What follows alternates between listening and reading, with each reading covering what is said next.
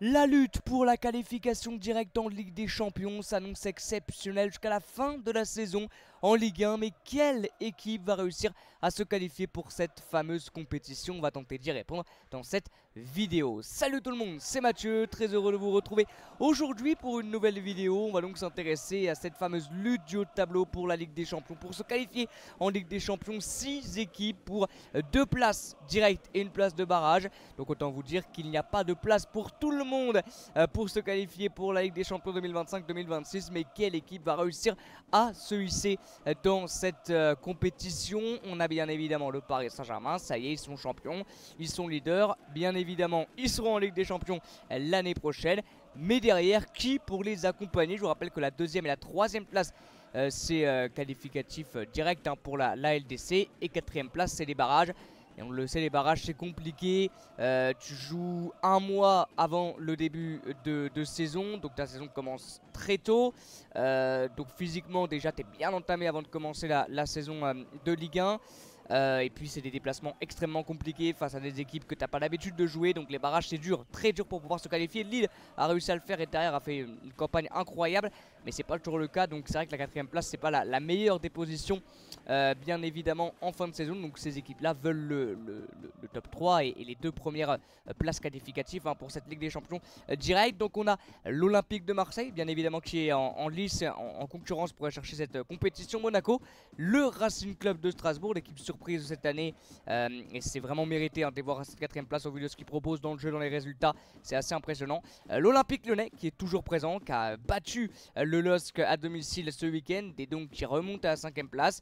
Nice qui a perdu et 6ème, Lille également a perdu, ils sont 7ème. On va essayer de faire club par club et voir donc à la fin quelles sont les équipes pour moi qui réussiront à se qualifier en fin de saison. En tout cas ce qui est sûr c'est que ça va être très serré parce qu'il y a vraiment très peu de points d'écart entre la 7ème position et donc Lille et l'Olympique de Marseille. On commence donc avec l'Olympique de Marseille, on va un petit peu en parler. C'est vrai qu'ils ont connu une série extrêmement compliquée, que c'est 3 défaites consécutives contre Lens, contre le Paris Saint-Germain et contre le Stade de Reims, pardon. Qui fait vraiment fait mal cette défaite contre le Stade de Reims, c'est voilà, c'est celle je pense qui a fait le plus mal des 3 contre une équipe qui n'avait plus gagné depuis le 10 novembre dernier. Et ils ont regagné hier contre Toulouse 3-2 pour remettre la machine en avance. Avec ces 3 défaites consécutives, elles font très très mal comptablement, mais ce qui est plutôt bon pour les Marseillais c'est que derrière ça n'a pas non plus énormément gagné. Bon, du coup ça a permis à Strasbourg de revenir à 3 petits points, mais sinon on le voit derrière c'est pas très régulier. Et c'est ça aussi qui fait que il y a très peu de points d'écart entre ces équipes, c'est qu'aucune arrive à être régulière à part le Racing Club de Strasbourg, mais sinon c'est extrêmement compliqué. Nice a connu 3 défaites sur les 5 derniers matchs, pareil pour Lille, pareil pour l'Olympique de Marseille, une défaite de Monaco contre Brest sur ce week-end. Donc c'est compliqué au niveau de la régularité. L'OM est capable des meilleures comme des pires choses, ils nous l'ont montré dans le jeu, dans les résultats, ils sont capables de faire de très belles choses, mais aussi des pires. Ils l'ont montré souvent cette année. Et sur cette fin de saison, il ne va pas falloir lâcher les points, surtout qu'ils vont jouer contre des concurrents directs parce qu'ils vont jouer Monaco, match extrêmement important ce samedi à 17 h. Ensuite ils auront la réception de Montpellier. Bon, j'ai pas envie de dire 3 points gratuits avant de jouer le match, mais normalement ça devrait le faire. Il y a 2 matchs consécutifs à domicile avec la réception de Brest qui s'est bien relancée pour la Coupe d'Europe, donc attention à ce match piège. Le déplacement à Lille, pareil contre un concurrent direct. La réception de déplacement au Havre, qui est une équipe qui va jouer sa survie jusqu'à la fin, donc ça va pas être un déplacement facile. Et puis la réception de Rennes qui normalement aura plus rien à jouer. Mais c'est une fin de saison assez délicate quand même pour les Marseillais. Et il va falloir commencer très bien par ce match à l'extérieur du côté de Louis II face à l'AS Monaco. Pour les Marseillais qui offensivement sont plutôt très très bons, c'est une des meilleures attaques de Ligue 1, notamment avec un Mason Greenwood absolument incroyable avec 16 buts, l'un des meilleurs buteurs bien évidemment avec Ousmane Dembélé de Ligue 1. Et on le voit, l'OM dans les stats offensifs, ils sont plutôt bien placés. Deuxième des équipes qui marquent le plus de buts par match, derrière bien évidemment Paris Saint-Germain. Ils sont également pas mal au niveau de la possession, c'est une équipe qui aime bien avoir le ballon. Quand tu as des joueurs comme Pierre-Emmanuel Højbjerg, Benasser, Adrien Rabiot, voilà, c'est des joueurs qui sont plutôt à l'aise balle au pied, donc ils aiment bien avoir le ballon. C'est le 2 Ball un petit peu. Voilà côté marseillais avec 64% à peu près de moyenne par match de possession. C'est une équipe qui cadre aussi énormément, qui se crée beaucoup d'occasions, donc offensivement c'est plutôt fort. Par contre défensivement ça reste assez faible. Je crois que dans le classement des X-Points, je crois qu'ils sont Ouais, ils sont en surperformance, je crois. Je crois qu'ils sont en surperformance au niveau défensif grâce à surtout un énorme Geronimo Rulli, il faut le dire. Hein. C'est vraiment Geronimo Rulli. Heureusement qu'il est là cette année parce que l'OM ne serait pas, je pense, aussi haut au classement si Rulli n'était pas là parce que la défense, elle n'est pas exempte de reproches. Elle est assez friable cette défense et Geronimo Rulli, lui, est présent. Ils peuvent aussi s'appuyer bien sûr individuellement sur un énorme Mason Greenwood, sur un très bon aussi Valentin Rongier depuis qu'il est revenu de blessure. Il est très très bon. Rabiot aussi bien évidemment très intéressant. Il y a quelques points même individuels assez faibles malheureusement cette équipe marseillaise. Mais le tout forme quand même une équipe plutôt intéressante. Mais pareil, c'est irrégulier encore cette année. Même à domicile, hein. À domicile, c'est la 9e équipe de ce championnat. Alors que normalement, au Vélodrome, guichet fermé, tu dois quand même être beaucoup plus haute, gagner beaucoup plus de points. Ils n'ont gagné que 25 sur les 14 matchs, avec notamment 3 défaites. Donc voilà, c'est compliqué pour l'OM, qui est très irrégulier. Mais ce qui est bien et ce qui peut les rassurer, c'est qu'ils ne sont pas tout seuls. Ils ne sont pas tout seuls parce qu'on a aussi l'AS Monaco qui est très irrégulier, qui perd des points contre même des équipes qui jouent le maintien parfois. Voilà, ils ont là perdu contre Brest. Bon, Brest s'est bien relancé pour la Coupe d'Europe. Mais voilà, c'est vrai que l'AS Monaco a fait un très très bon tout début de saison. Mais là, c'est extrêmement compliqué. Il s'appuie surtout sur un Mika Biretz incroyable. Mais offensivement, c'est pas ce que c'était en début de saison. Heureusement que Akliouche et Biretz sont là parce que les autres, c'est un peu en dessous de ce qu'ils montraient sur le début de saison côté monégasque. Pareil pour le gardien Chun qui fait beaucoup d'erreurs. Défensivement, c'est aussi moins bon et moins costaud qu'en début de saison, moins compact. C'est extrêmement irrégulier depuis l'élimination en Ligue des Champions contre le Benfica. Voilà, ça fait des nuls, ça perd, ça n'arrive pas à enchaîner les victoires. Pareil, fin de saison extrêmement compliquée parce qu'ils vont jouer que face à des équipes qui ont encore gros à jouer. Parce que dans les équipes qui ont plus grand chose à espérer, à craindre, on a Auxerre, Toulouse, Rennes. Je pense Nantes, je pense qu'ils sont sauvés les Nantais, bon c'est pas encore officiel, mais très sincèrement je pense que ça va le faire pour eux. Ou sinon le reste ça joue soit le maintien, soit les Coupes d'Europe. Et l'AS Monaco va jouer contre quasiment toutes ces équipes là. Ça va commencer par la réception de Marseille, la réception de Strasbourg qui bat tout le monde en ce moment et qui est juste énormissime. Il y aura également le déplacement au Havre, pareil ils vont jouer leur vie donc ça va être un déplacement compliqué. Pareil du côté de Saint-Étienne, déplacement extrêmement compliqué parce que Saint-Étienne va jouer son maintien. La réception de Lyon qui sera un énorme concurrent direct. Et Lens peut-être que quand ils les rencontreront ils seront encore dans la course à l'Europe. Donc ils vont rencontrer que des équipes qui ont encore gros à jouer.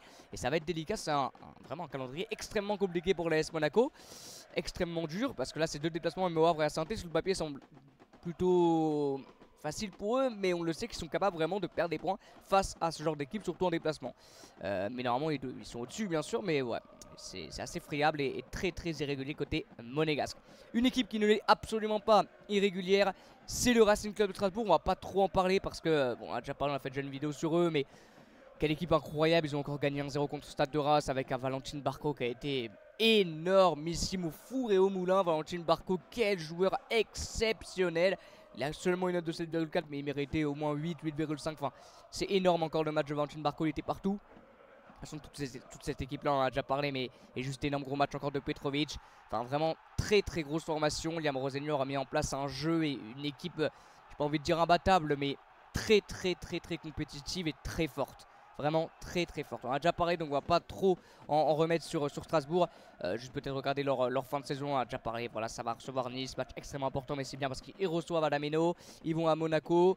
Il y aura une belle brochée de supporters strasbourgeois. Réception de Saint-Étienne et réception de Paris, j'ai déjà dit. Mais pour moi, Strasbourg est l'équipe qui, sur cette fin de saison, est la plus apte à pourquoi pas battre le Paris Saint-Germain, être la seule équipe cette année à battre le Paris Saint-Germain. Pour moi, Strasbourg peut vraiment le faire en plus à domicile. Ils vont à Angers et ils reçoivent le Havre. Donc pareil, ils vont jouer que contre des équipes qui jouent leur vie, qui jouent leur maintien, qui jouent leur survie en Ligue 1 ou qui jouent comme eux hein, la qualification en Ligue des Champions. Mais bon, ça perd plus depuis un petit moment. Hein. Dernière défaite, c'était le 5 février. Depuis, ça gagne tout, ça marque énormément et ça se prend quasiment jamais de but. Ça se prend quasiment jamais de but sur les 1, 2, 3, 4, 5... 6, 7, 8 derniers matchs, ils se sont pris seulement 3 buts. Ils ont seulement encaissé 3 buts sur les derniers matchs, c'est très costaud, ils en marquent beaucoup. Donc, Strasbourg, c'est vraiment vraiment fort.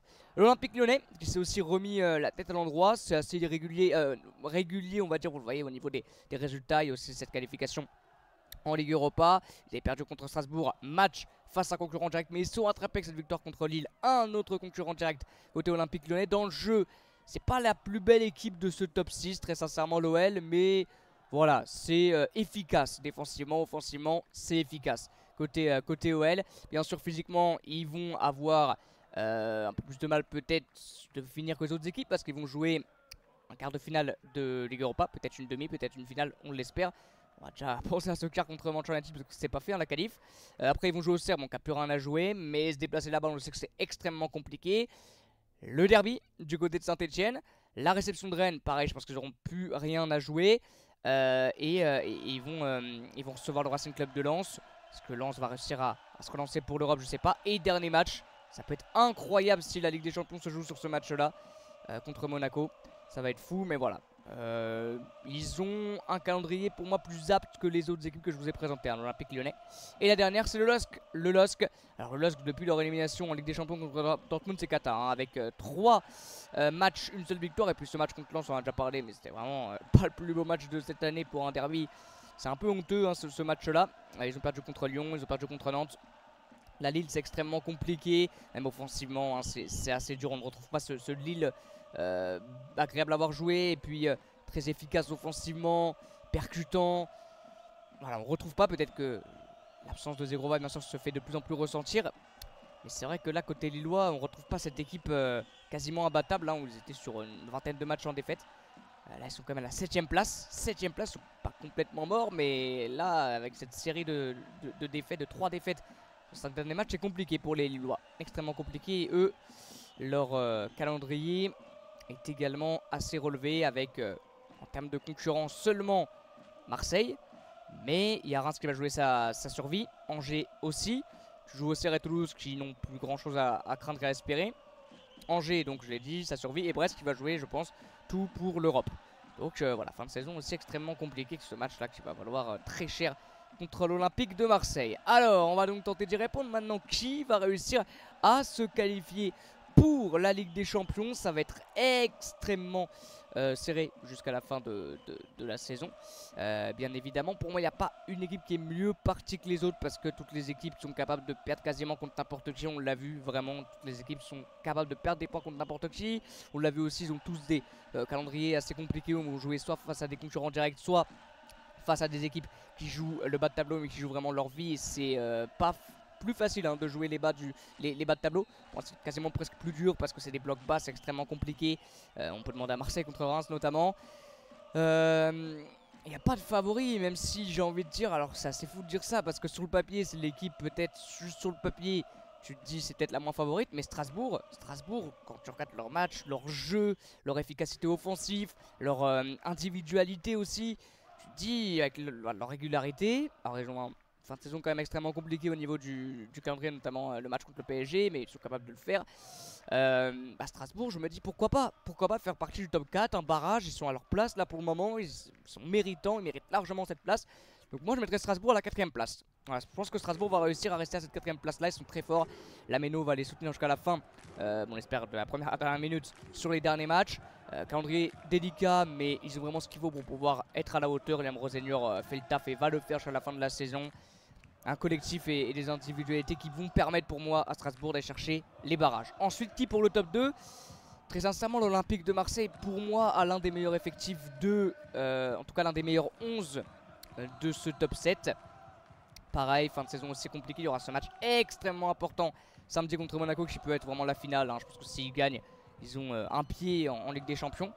Mais il va plus falloir perdre des points comme ils l'ont fait en début de saison, comme ils l'ont fait sur 3 défaites consécutives. Là, il va falloir être concentré, réussir à engranger des points, être régulier surtout, être extrêmement régulier.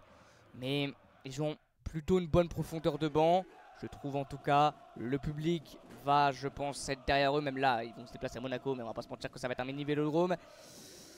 Donc niveau effectif, niveau quand même talent dans cette équipe, De Zerbi va réussir à trouver la recette magique pour garder cette équipe dans le top 2. Donc je vois bien aussi l'OM se qualifier directement pour la Ligue des Champions. Et derrière par contre c'est compliqué parce qu'on a l'OL qui va bouffer beaucoup d'énergie avec son quart de Ligue Europa. S'ils arrivent à se qualifier, ils auront encore une demi-aller-retour à jouer. On n'en est pas encore, mais ça peut être un cas à entreprendre.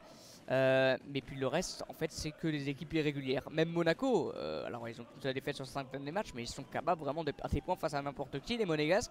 Et moi je les mettrais pas dans ce top 2. Je pense que Monaco malheureusement c'est trop, je vais pas dire trop faible, mais trop irrégulier. Et ça a montré trop de lacunes pour pouvoir pour moi finir dans le top 2 en fin de saison. donc derrière, l'Olympique Lyonnais, c'est pas le plus beau jeu à avoir regardé, mais très sincèrement c'est efficace, ça perd pas beaucoup. Et ça fait sa saison et son petit bout de chemin sans trop parler d'Olympique Lyonnais. Lille, ça reste aussi un très bel effectif, mais là malheureusement j'ai l'impression que le mal est un peu profond. C'est un peu bizarre parce que c'était capable de faire des choses incroyables qui, on a l'impression, n'arrive plus à mettre en place. Et puis Nice, pareil, hein, là 4 matchs sans victoire, ça montre aussi un mal assez profond pour pouvoir derrière engendrer une série de victoires. Donc c'est assez surprenant, je pense, mon top 4. Peut-être qu'ils seront d'accord avec moi, mais je mettrai Marseille en 2. Peut-être même Strasbourg en 3, parce que Strasbourg, pour voir la plupart de leurs matchs, c'est très costaud réellement. Et Lyon en 4. Peut-être assez surprenant de voir Monaco sortir de ce 11, mais Monaco, comme j'ai dit, ils sont vraiment capables de perdre contre absolument n'importe qui. Vraiment. Donc je vois bien Marseille en 2, Strasbourg en 3, c'est fou de dire ça, mais réellement c'est très costaud. Et l'Olympique Lyonnais en 4. Voilà, n'hésitez pas à me dire ce que vous en pensez. Et puis derrière, je vois pas Lille finir comme 7ème. Je mettrais Nice 7ème, Lille 6 et Monaco 4, Monaco 5. Très compliqué quand même à pronostiquer cette fin de saison. Parce qu'on a quand même des équipes qui ont à peu près, au niveau de la difficulté, un calendrier assez